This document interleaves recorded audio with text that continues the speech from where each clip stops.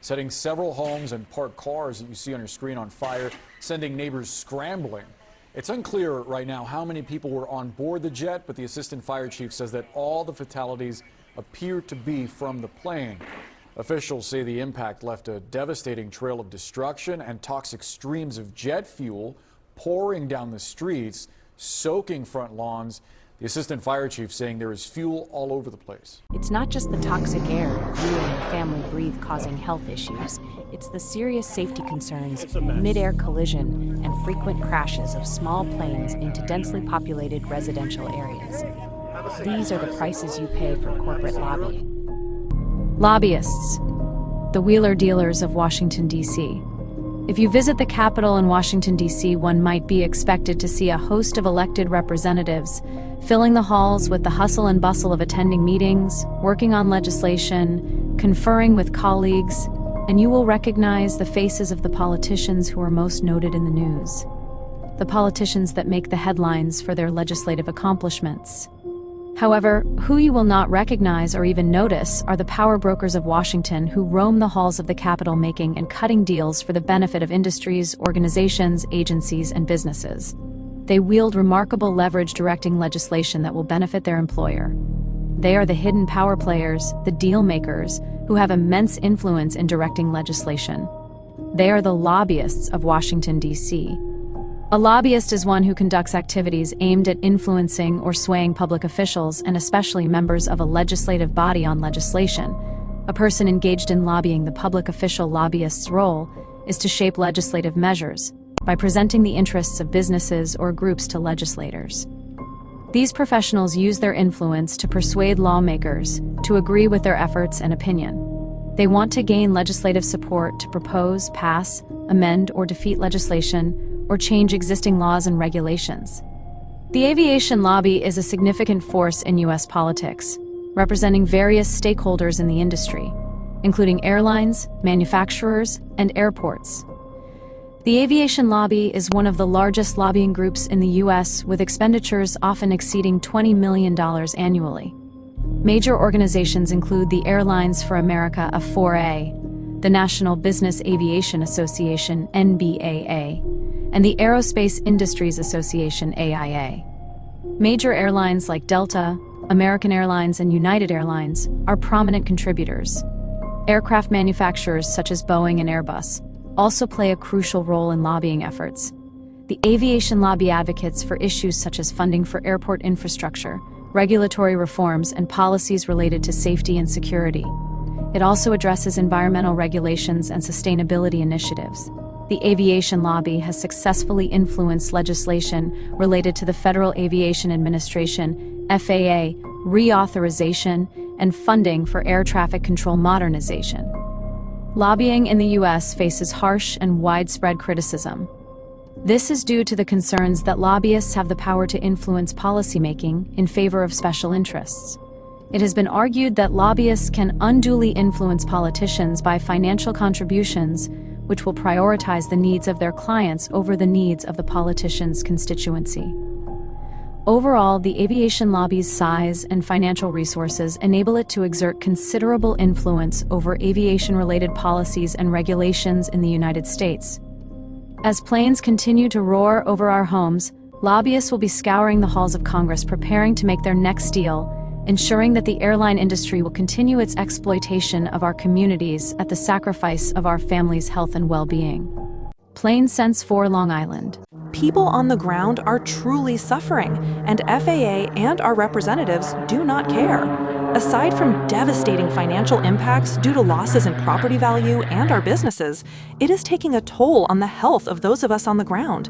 Increase in respiratory ailments due to fine particulates in jet fuel, sleep deprivation, hypertension, as well as anxiety, asthma, breathing issues, depression, cognitive decline, dementia, just to describe a little bit about how this has affected our lives.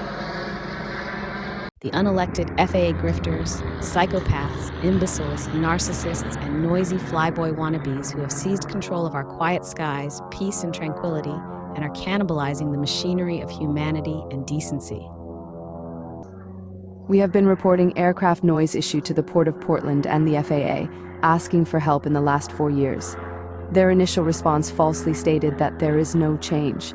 After that, they simply ignore our further submissions. Our area used to be quiet, and now our lives are being destroyed by the noise and fuel pollution. This is inhumane and anti-constitutional. It's the aviation industry, the regulator, FAA, and the government against the people. What a cruel, uncaring, avaricious place this has become.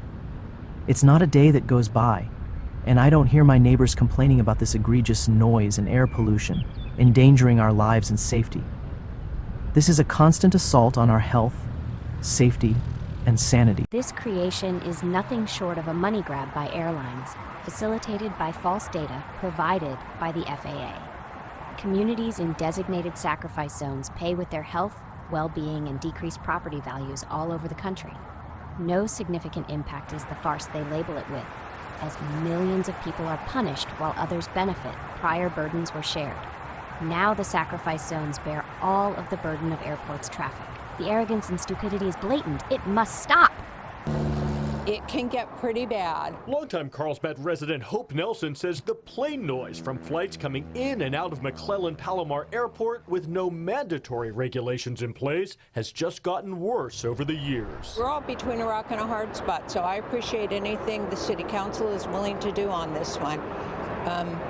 Don't know if it's going to work or not, but give it a try. Passes unanimously. Tonight, Carlsbad City Council voted to move forward on pursuing ways to cut down on this plane noise, including sending letters to those pilots who disregard the voluntary recommendations already in place, such as the flight curfew from 10 p.m. to 7 a.m., as well as the recommended flight paths for pilots taking off and landing at the airport. The problem is that it is all voluntary. Carlsbad resident Don Betro says the 3 to 5 flights that go over his neighborhood every night are a sleep-disturbing nuisance.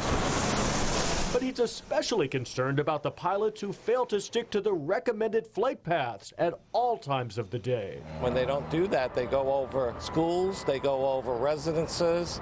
We feel it's a health issue in terms of the fuel. And we think it's also a safety issue in terms of that they are lower than they should be. They are in the wrong pattern.